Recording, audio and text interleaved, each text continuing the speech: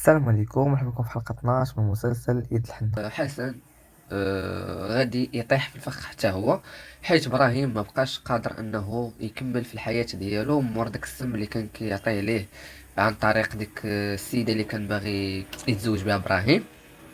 فصحته بدا كيحس بها واخا برا، ولكن صحته خانته بهذا المعنى. فاش غادي يدير؟ هو عارف باللي راه حسن يقدر يأدي ليه الأسرة ديالو والعائلة ديالو وما فيهم وفاء، حيت هي اللي دار عليها المسلسل وهي اللي باغي يستغلها. فغنشوفوا انه غادي يضحي براسو باش يطيح حسن، يعني غادي يبلغ بحسن وغادي يعطي كاع دوك المستندات وكاع دوك الدواسه اللي شاد عليه، حيت هيا ما يقولها ليه ابراهيم وكيقول ليه في جهدك ما دير، غتبقى ديما ديالي وحتى شي حد ما غادي يبعدك عليا. فهنايا ابراهيم ضحى براسو باش انه يتشد في السجن ويتحاكم على داكشي اللي كان كيعاون فيه حسن. ولكن حسن غادي يهز الدقه مزيان وغادي يتسجن وغادي تكون هذه الصدمه ديالو، حيت ما عمرو كان كيظن انه حتى هو شي نهار غادي يجي ويطيح في يد العداله، ولكن ها هو طاح حيت تمادى الحدود ديالو مع ابراهيم ونسى باللي ابراهيم كبتو حتى هو قاصحه وكان ملاكم وشحال من دقه وشحال من المهم داك السيستيم ديال البوكس كيخلي فيك العزه في النفس، يعني واخا يطرى اللي يطرى بنادم ما كيبغيش يطيح ويطيح على الارض.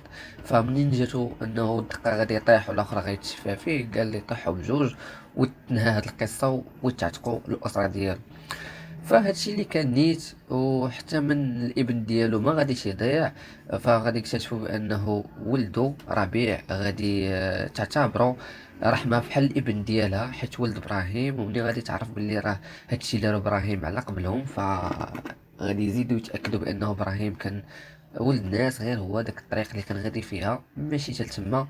وعفى الله عما سلف وغادي تسامحوا، وغادي تكون النهاية ديال المسلسل نهاية زوينة. ولكن باقي كاينين احداث اخرين، حيت ما غاديش يكون النهاية بحال هكا كيتوقعنا حنا، لا مازال كاينين احداث اخرين في الحلقة 14 و 15، حيت كما كنعرفوا هذا المسلسل فيه 15 الحلقة. بهذا كنقدروا نقول لكم اكتفينا حتى لحد هنايا في هذا الفيديو. ما تنساوش تشتركوا في القناة وتناقشوا معايا في لي كومونتير اي حاجه بغيتو تعرفوها، ولا شي حدث من الاحداث اللي كاينين. فحيت كاين واحد الحدث اللي غادي نقول لكم ان شاء الله الفيديو الجاي، ديال ديك السيده اللي كدور بزياد، اللي كتجي لعندو لاصال وكتبدا تقول ليه زياد وما تقولش لي لاله فلانه، قول لي فلانه نيشان. ومهم كنظن انكم عرفتوا هاد السيده هادي، فراه غادي نديرو لها فيديو جاي ان شاء الله فيها غير هي وشويه من الفيديو، شويه من الاحداث ديال يوسف، حيت يوسف بزاف د الناس كيقولوا كيعاون في عمر باش انهم يعرف الخطه ويعرف شنو كيدور تحت من راس زياد والبنات. ولكن غادي نقول لكم شنو الحقيقه اللي كتجمع ما بين يوسف وعمر، وعلاش مشى لتما، وعلاش كياخذ هاد الفلوس من عند عمر ويعطي بصحابو اللي زعما تاق فيه زياد وهو ما خدام مردام، ودخلوا معاه المحل، علاش غدروا، وعلاش بزاف ديال التفاصيل بحال هكا غادي نقولهم لكم بطبيعه الحال في الفيديو الجاي.